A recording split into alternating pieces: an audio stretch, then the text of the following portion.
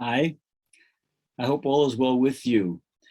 And unfortunately, I must add, I hope you're staying safe.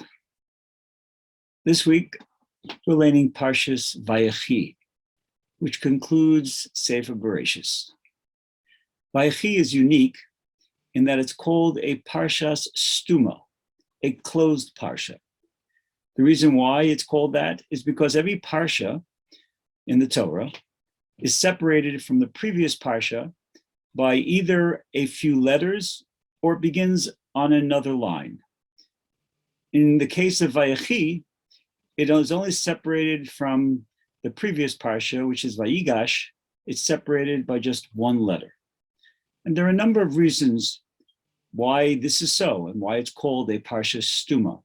One of the reasons is that Yaakov Avinu was planning on telling the Shvatim exactly when the Geula would come, when Mashiach would come. And all of a sudden, his mind went blank and he couldn't remember. So it was closed off. Another explanation that Rav Siegel, the Manchester Rosh Yeshiva Zatzal, quotes and bringing down from the Sfas Emes is that when we start the Parsha with Vayichi, it means that Yaakov Avinu lived a spiritual life in Mitzrayim. And that lofty spirituality that he reached in Mitzrayim was closed. No one knew about it. It was hidden from the common folk. He goes so far as to say that Yaakov's existence, his life in Mitzrayim, was the high point of his life, even greater than the years that he spent in the yeshiva of Shem ve'ever, and even greater than the years that he spent with his father, Yitzchak Avinu. The question is why? And he explains, as we say, absence makes the heart grow fonder.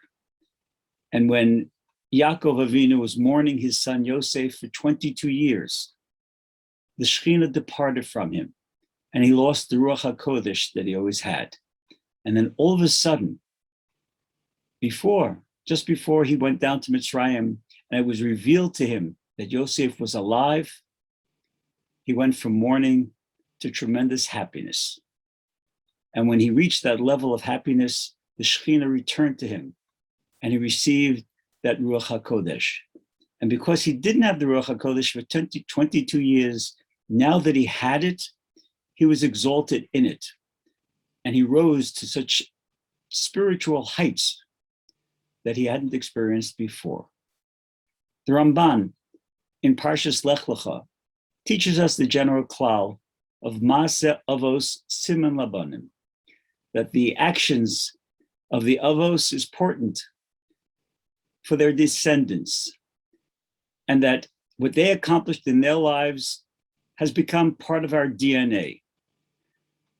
One example of that, an unfortunate example of that, is that by Avram Avinu being willing to be thrown into the Kivshan HaEsh,